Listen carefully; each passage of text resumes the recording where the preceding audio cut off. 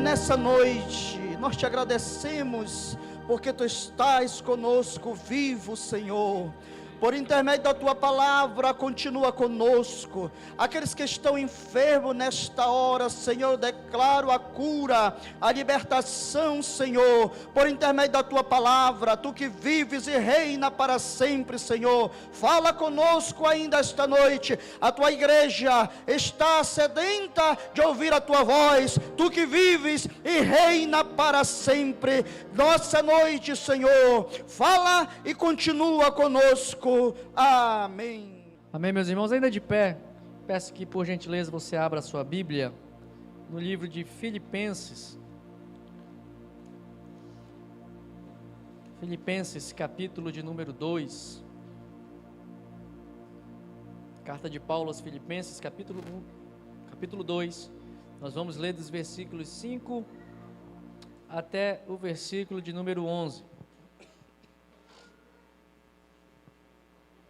Filipenses capítulo 2, versículos 5 ao versículo 11.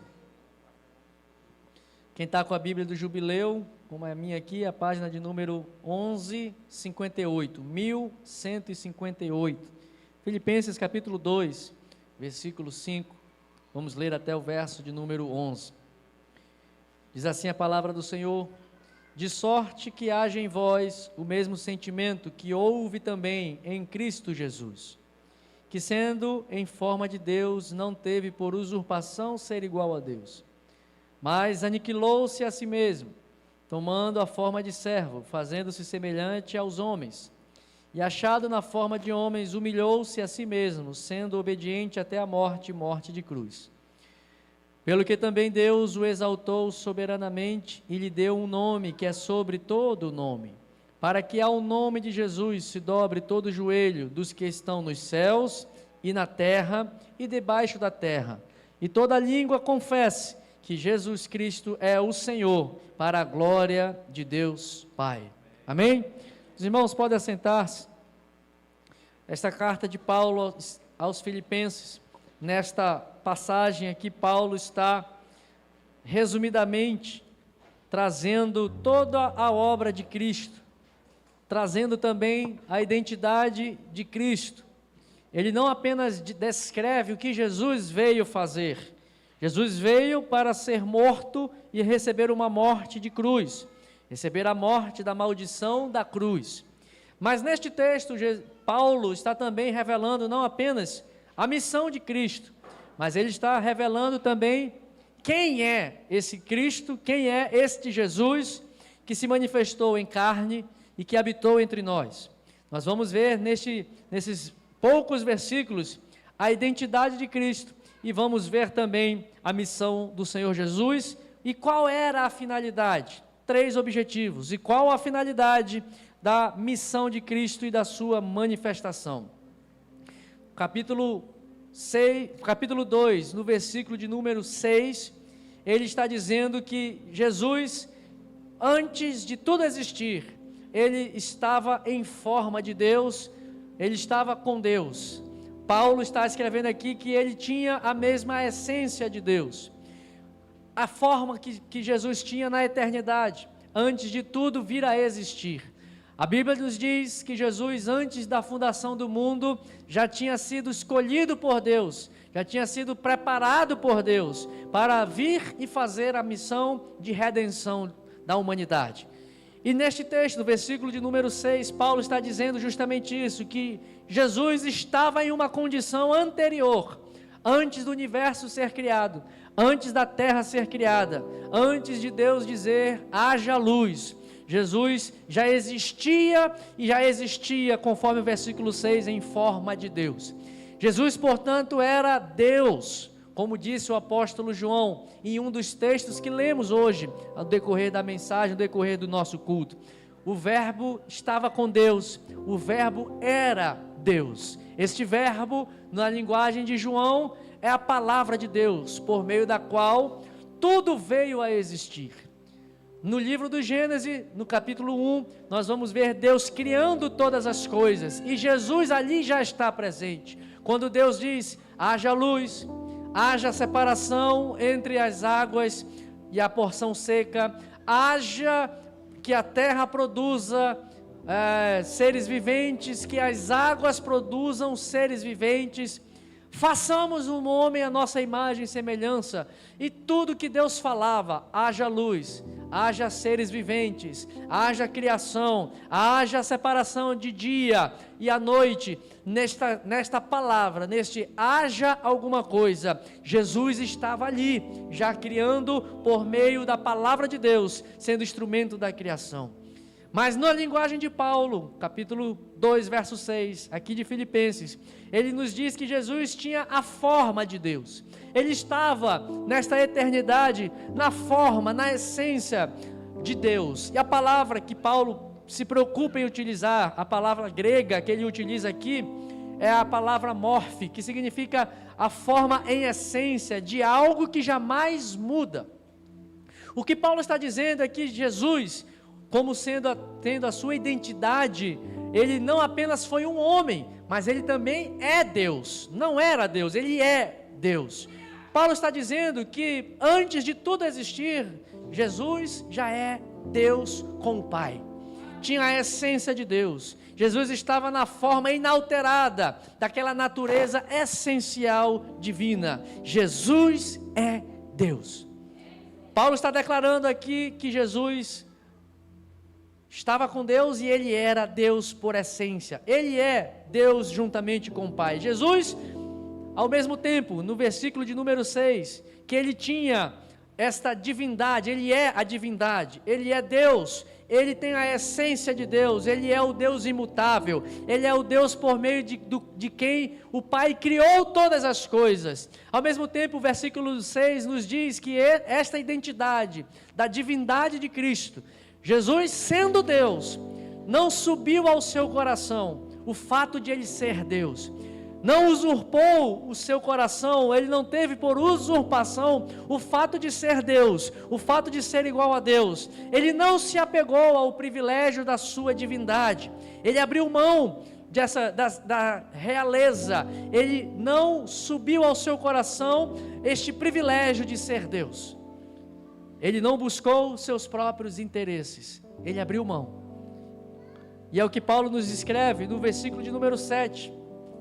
Este Deus, este Jesus, este verbo vivo, que era Deus, que estava com Deus, que tem a essência de Deus, que tinha a forma de Deus, que não subiu ao seu coração o fato de ser igual a Deus, ele se esvaziou. É o que está no verso de número 7. E ele se esvaziou. E aqui a palavra significa um esvaziamento no sentido de um recipiente que derramou tudo de si, tirou, é como alguém que tem um copo, este copo que está cheio de água, é como se fosse a exemplificação de que Paulo está usando aqui, era Cristo, cheio de glória, cheio de verdade, cheio da divindade, cheio do poder de Deus, como se fosse representação desta água. Mas a expressão de Paulo no verso 7, ele está dizendo, ele se esvaziou, ele tirou de dentro de si toda a sua glória, ele tirou e deixou, e tirou de dentro deste recipiente toda a sua realeza, todo o seu poder, toda a sua majestade, ele esvaziou-se de si, para se tornar a semelhança de seres humanos como eu e como você. Jesus então, aqui a partir deste momento, assume uma segunda identidade que Paulo nos revela. Ele era Deus, ele estava na forma de Deus, portanto Jesus é Deus. Mas no verso 7, ele abre mão da sua glória, ele abre mão de todo o seu poder, ele abre mão da autoridade que ele tem nos céus, ele abre mão do seu trono, ele abriu mão do privilégio de ser igual a Deus, para se tornar semelhante a mim e a você, tomando a forma de homem, tomando a forma de seres frágeis como nós, tomando a forma de humanidade. Ele esvaziou-se da glória para se encher da humanidade que nós estamos experimentando hoje. Quando você olha para o seu irmão, quando você olha para si mesmo, Jesus optou esvaziar-se do seu poder, da sua glória, da sua autoridade, para se tornar semelhante a mim e a você. Ele foi homem de dores, como diz a palavra. Ele foi um homem que sofreu as mesmas angústias que nós sofremos. Ele optou se tornar a semelhança da humanidade. Ele optou se tornar a semelhança dos homens. Ele humilhou-se, ele esvaziou-se para se tornar semelhante à criatura que ele criou. Ele esvaziou-se de si mesmo. E tudo isso por uma razão. Porque Deus queria restaurar a nossa comunhão com Ele. Porque Jesus queria que nós nos tornássemos novamente um com o Pai. Jesus, enquanto esteve em forma de homem, no Evangelho de João, capítulo 17, ele faz uma oração sacerdotal, como nós chamamos, ele diz, ele ora a Deus, ele ora ao Pai, ele diz: Pai, torna-me a dar a glória que eu tinha contigo antes da fundação do mundo. Torna-me a encher da glória que o Senhor me deu. Torna-me a dar a realeza que o Senhor me deu. Torna-me a dar, porque eu abri mão de tudo isso.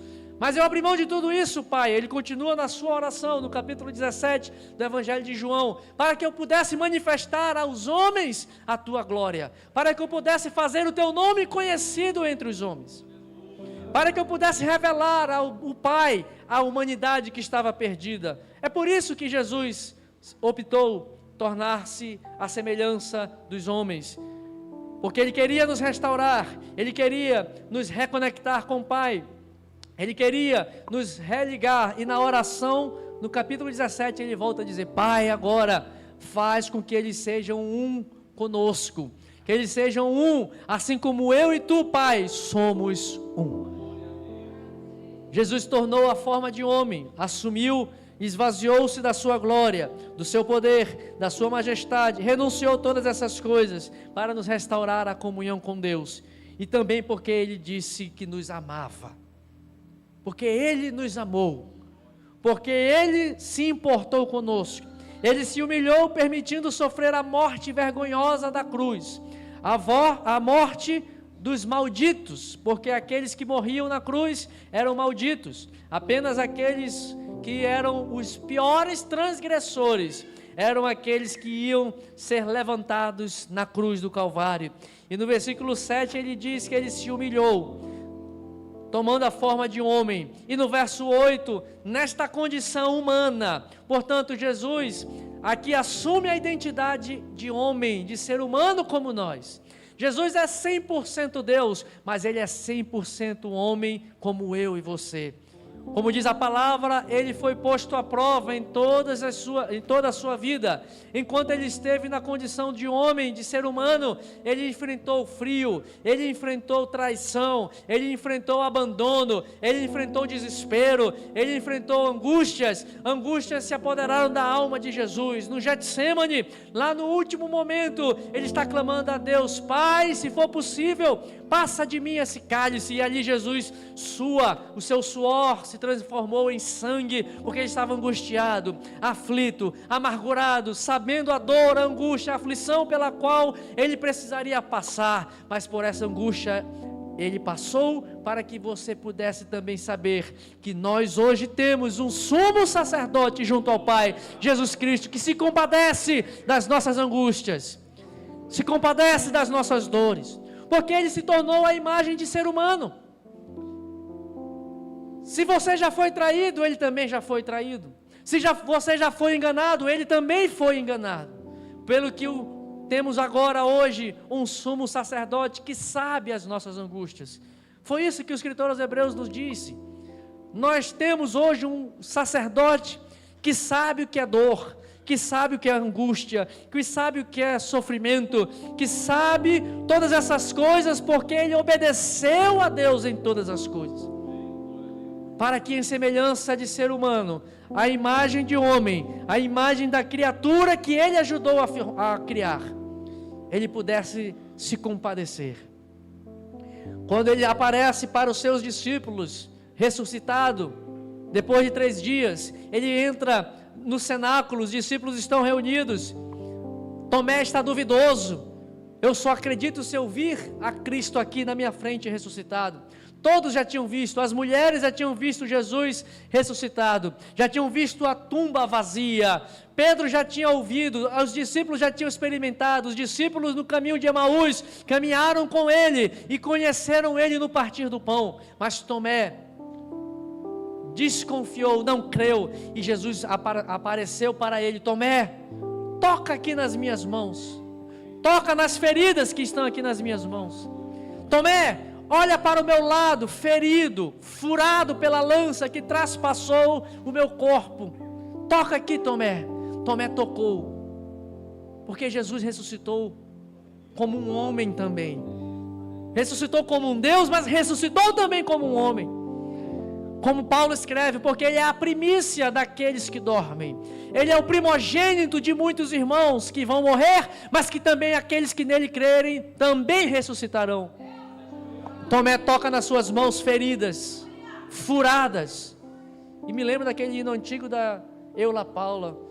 Suas mãos feridas, furadas, marcadas, cicatrizes que provam que ele precisou sofrer para que eu pudesse ser livre.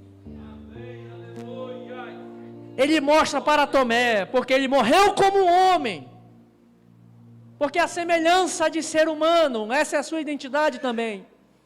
Ele se entregou porque era necessário que um cordeiro puro, santo e imaculado fosse oferecido para que a justiça divina nos outorgasse o perdão. E Jesus, como um cordeiro mudo, calado, se entregou e foi para o matadouro por amor a mim e a você. E ele mostra para Tomé: Tomé, está aqui as minhas cicatrizes, que foram furadas, foram produzidas, porque eu muito amei. Porque eu amei vocês. Tomé, porque tu vistes, tu crestes. Mas serão muito mais bem-aventurados aqueles que não viram e creram. Eu não vi Jesus crucificado, eu não vi as cicatrizes do seu corpo, mas eu criei neste Jesus, e você que creu também é bem-aventurado. Foi por mim e por você que ele morreu. Foi por mim e por você que ele levou esse sofrimento. A semelhança de nós, experimentou todas as angústias, toda a tristeza, todo o abandono, mas em nada ele pecou. Em tudo ele foi tentado, em tudo ele foi provado, mas como homem, ele obedeceu a Deus e se tornou o Cordeiro de Deus que tira o nosso pecado. Como Paulo escreve, por Adão entrou o pecado, por um entrou o pecado no mundo, mas Jesus, o último Adão, este será aquele que restaurará as nossas vidas, e ele nos tornará almas viventes, seres viventes, espírito vivificante, e nos transformará em um novo homem, tirando a raiz do pecado. É este Jesus, que se esvaziou, deixou a sua glória da divindade, deixou a sua autoridade, assumiu a forma de homem e morreu a morte maldita da cruz, por amor a nós, por amor a você, para nos redimir dos nossos pecados. Eu já falei aqui de quem era Jesus. Jesus era Deus, Jesus é Deus, Jesus se fez homem, se tornou em homem, assumiu a natureza de homem para cumprir um propósito, para que ele pudesse morrer na cruz, para perdoar os nossos pecados. Mas tudo isso, meus irmãos, a partir do verso 9 ao verso 11, nós vamos ver por que tudo isso aconteceu. Depois de Cristo ter feito todas essas coisas, Deus o Pai, versículo de número 9, pelo que também Deus o exaltou soberanamente e lhe deu um nome que é sobre todo nome. Pedro, lá em Atos dos Apóstolos, dando a sua mensagem, pregando sobre este Jesus, ele declara: não existe outro nome pelo qual importa que os homens sejam salvos, a não ser pelo nome de Jesus.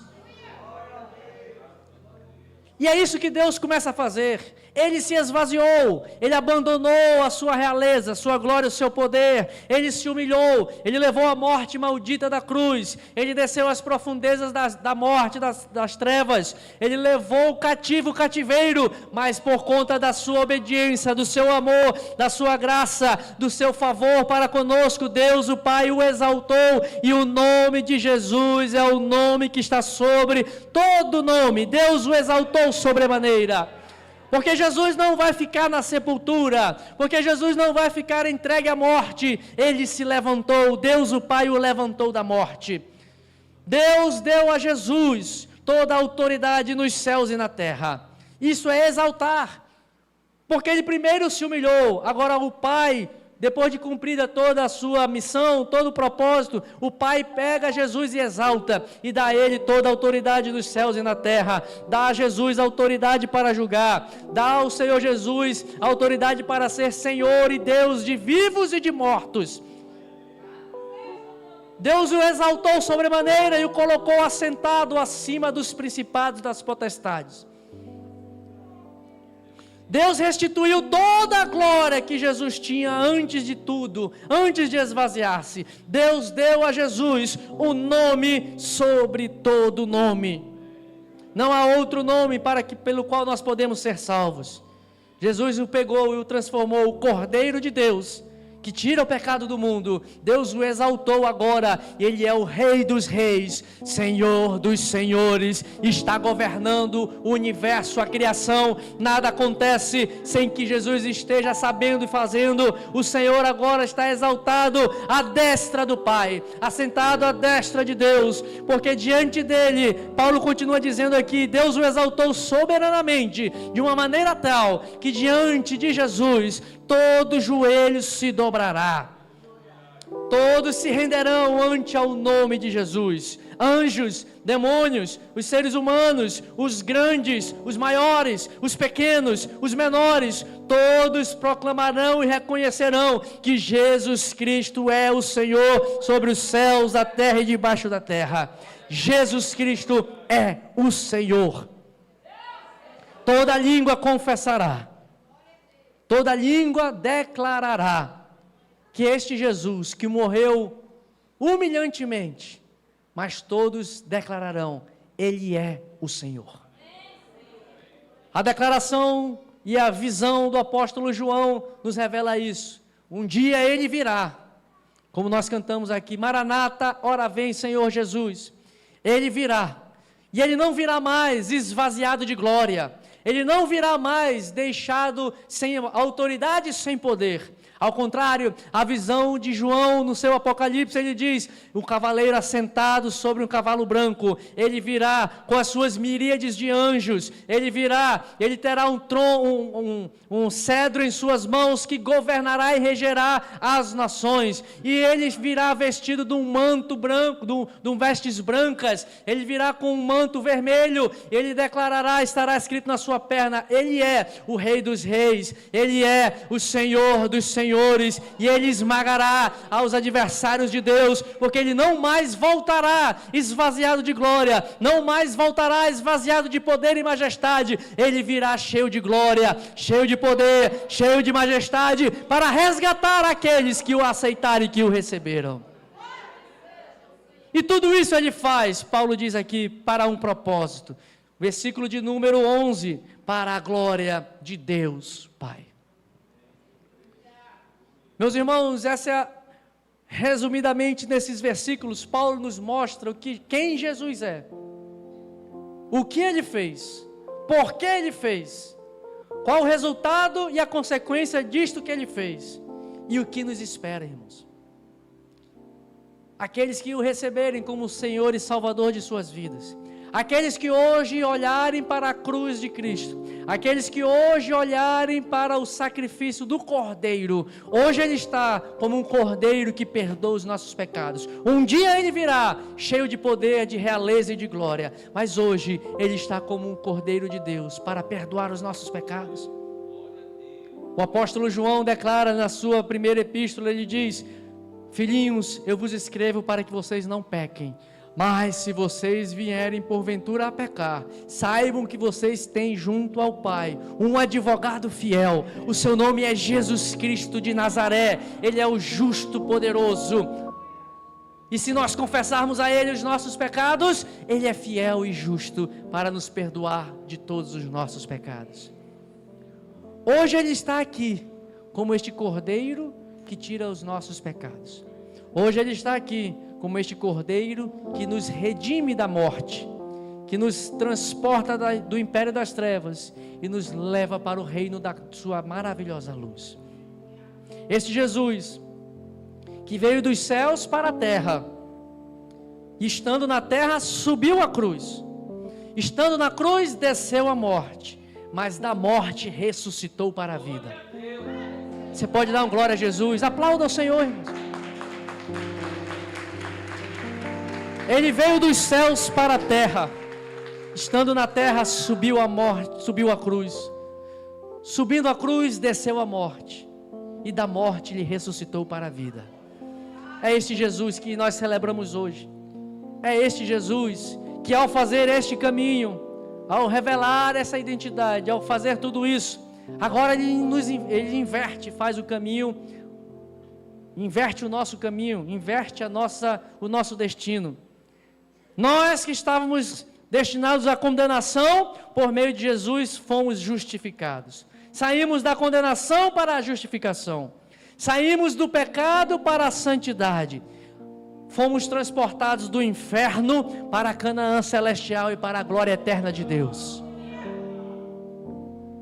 Completamente ao contrário. Jesus veio dos céus, foi para o céu, foi para a morte.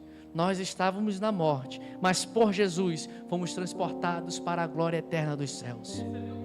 Esse é Jesus. Ele é a razão de estarmos aqui. Ele é a razão de cantarmos louvores. Ele é a razão de nós termos esperança no amanhã. Ele é a razão de nós celebrarmos a nossa vida. Ele é a razão da nossa existência. Como a palavra de Deus nos diz lá em Atos: por ti vivemos, por ti existimos e por ti nós nos movemos. Não há outra razão para o homem viver a não ser pela vida de Cristo Jesus. Paulo entendeu esta lógica e ele diz: a vida que agora vivo, não vivo mais para mim, mas vivo para a glória de Cristo Jesus, que tanto me amou e me resgatou da morte, me trazendo para a vida. Que amor é este de Cristo Jesus que nos resgata, que te salva, que nos transforma? Que amor é esse que está aqui nesta noite? Que amor é este desse Deus que se fez a forma de homem, que tomou a forma de homem e habitou entre nós? Nós vimos a sua glória como a do unigênito do Pai. E Ele está aqui nesta noite para te resgatar. Ele está aqui nesta noite para nos salvar. Ele está aqui nesta noite para nos redimir. Eu quero te convidar a ficar de pé nesta hora. E quero te fazer um convite. Se você não conhece este Jesus, eu te apresentei o Jesus Deus, te apresentei o Jesus homem, que a semelhança de você enfrenta tudo que você enfrenta, mas em nenhuma das suas adversidades ele sucumbiu. E é este Jesus que em forma de homem se deixou moer a sua vida, para levar sobre si, Jesus, os meus pecados, os teus pecados, as nossas transgressões, para nos dar a paz. E eu quero nesta noite fazer um convite, diante de tudo que você ouviu, diante daquilo que você cantou, diante do que foi encenado, do que foi falado. Jesus está aqui nesta noite para dizer para você: eu quero tirar o teu pecado, eu quero tirar a tua iniquidade, eu quero te tirar das trevas e te levar para o reino do meu amor, tirar das trevas para a minha maravilhosa luz. Há alguém nessa noite que queira aceitar a este Cristo Jesus, que fez o que fez por amor a mim e a você, que está lá à destra de Deus, intercedendo por você. Ele clamou por mim e por você. Ao declarar está consumado, ele disse no alto da cruz: está consumado, Pai, o pecado está perdoado, O pecado foi cravado, como Paulo escreve aos Colossenses, e cravou no alto da cruz a cédula de dívida que pesava contra nós. Ele cravou no seu sacrifício na cruz do Calvário para nos perdoar. Este Jesus está aqui para nos redimir dos nossos pecados. Ele está aqui para nos salvar. Ele está aqui para te trazer de volta para a sua casa. Ele está aqui para te trazer de volta para a sua presença. Ele quer se apresentar a ti, dizendo: filho, eu estou aqui. Há alguém para Jesus nessa noite? Há alguém nesta noite que deseja reconciliar-se com Jesus, que deseja voltar-se para os pés do Senhor, está caminhando longe, está distante, não está caminhando na verdade, não está caminhando, seguindo após Jesus. Ele também está aqui para a sua graça manifestar e para mais uma vez dizer: filho, volta para os meus caminhos, vem para os meus pés, vem para a minha morada, vem ser meu filho. Eu quero também te chamar de filho mais uma vez. Há alguém para Jesus nesta noite? Há alguém para Jesus? Alguém que deseja se entregar a Cristo? Alguém que deseja voltar-se para os caminhos do Senhor? O Senhor está aqui. O Senhor está nesta hora. O Senhor está nos redimindo. O Senhor está para nos salvar. Ele quer te salvar. Ele quer te encontrar. Pode vir. Vem à frente. Vem à frente. O Senhor vai escrever o teu nome no livro da vida. O nome dessas crianças. Peço aqui que algumas irmãs venham aqui e estejam orando com ela. Pode vir, Silena. Pode vir. Esteja orando com a irmã. Chega junto. Chega perto. Esteja orando com essa irmã. Há lugar para ti, meu irmão. Há lugar para você, meu irmão. Há lugar aos pés de Jesus. O Senhor Jesus está aqui para te chamar de filho e de filha. Vem para Jesus. Tudo isso que falamos, cantamos, ensinamos, foi por amor a você. Foi para te resgatar. Ele hoje está salvando. Hoje há salvação na casa do Senhor. Hoje há redenção. Hoje há festa no céu, porque foi para isso que Jesus se manifestou. Foi para quebrar as obras das trevas. Foi para aniquilar com as obras do inferno que ele se manifestou. Vem para Jesus. Vem para Jesus. Vem para Jesus. Foi por você. Foi por você que ele veio. Foi por você que ele morreu. Foi por você que ele se sacrificou. Há lugar aos pés da cruz. Pode vir, vem para Jesus. Ele escreve o teu nome hoje no livro da vida. Abraça esse homem, Anlande. Chega nele, ora com ele, ora por ele. O Senhor Jesus hoje te recebe. Este sacrifício foi por mim, por você. A igreja celebra ao Senhor. Você levante a tua voz em gratidão ao Senhor. Você adora Ele porque Ele vive. Ele está aqui salvando. Ele está fazendo o que Ele sabe fazer de melhor, que é redimir e salvar a humanidade.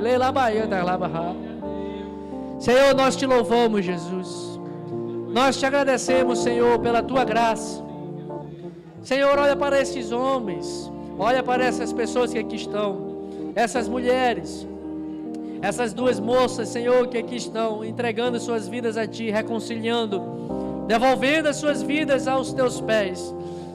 A este homem, Senhor, também, Pai, que está entregando a sua vida, colocando a sua vida no Teu altar, Jesus. O Senhor morreu por eles, o Senhor se sacrificou por eles, na Páscoa de 2025 anos atrás. O Senhor olhou por eles, o Senhor olhou por nós, naquele dia em que o dia se tornou em trevas, em que os sepulcros se abriram, naquele dia em que o véu do templo se rasgou de alto a baixo, naquele dia em que a terra temeu. Senhor, naquele dia o Senhor estava nos redimindo, o Senhor estava nos salvando, e nós te agradecemos. Nós te louvamos, Jesus. Nós te adoramos, ó Deus, porque o Senhor se dispôs a esvaziar-se da tua glória, a abandonar a tua majestade. Quem há de ir por nós? E o Senhor Jesus disse: eu vou morrer por eles, porque o Senhor nos amou, porque o Senhor nos resgatou. Muito obrigado, Jesus. Que esta alegria da salvação A alegria da salvação inunde o nosso ser. Que estas cicatrizes que foram produzidas por nós, Senhor, nós sabemos que não foram em vão, Senhor. São cicatrizes que provam o quanto o Senhor nos amou. Muito obrigado, Jesus. Vai tocando os corações daqueles que já te receberam, enchendo de alegria, Senhor. Enchendo, Senhor, de renovo espiritual, da alegria da salvação. São mãos, essas mãos feridas, que foram furadas por nós, Jesus. Muito obrigado, Senhor.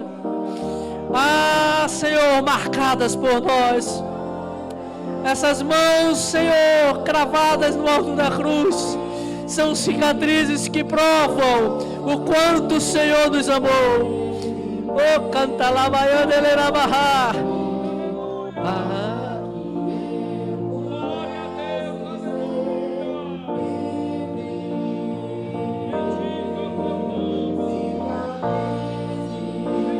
Que provam que ele precisou sofrer para que eu pudesse ser livre. Ainda estou aqui. Ainda estou aqui. Olhando para tu.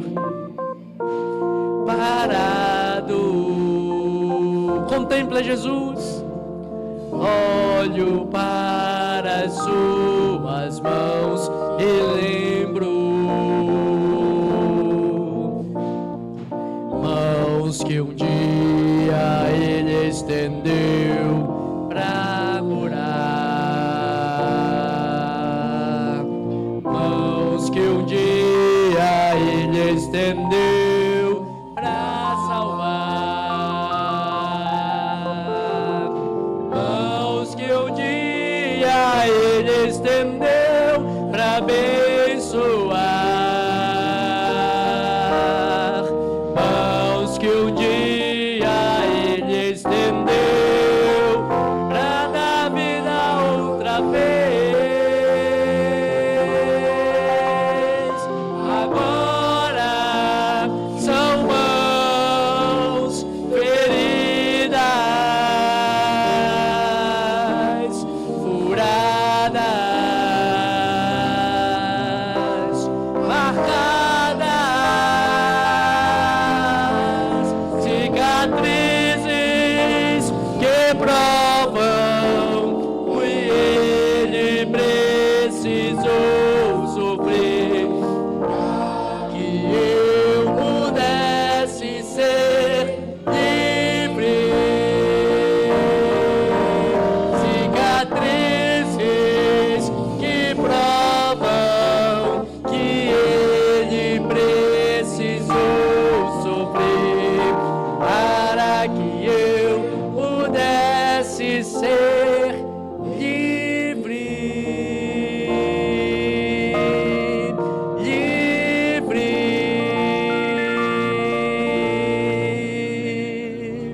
Aleluia, aplauda ao Senhor. Meus irmãos que estão se levantando aí, Deus te abençoe. O Senhor tem uma nova vida. Pegue o nome desses irmãos, não deixa embora não ali, Leilande. Leva ali atrás, pega os contatos, leva ali. São tuas filhas? Ah, tá, são as tuas filhas, graças a Deus. Então, hoje o Senhor está trazendo salvação. Esses aí também são filhos de Abraão.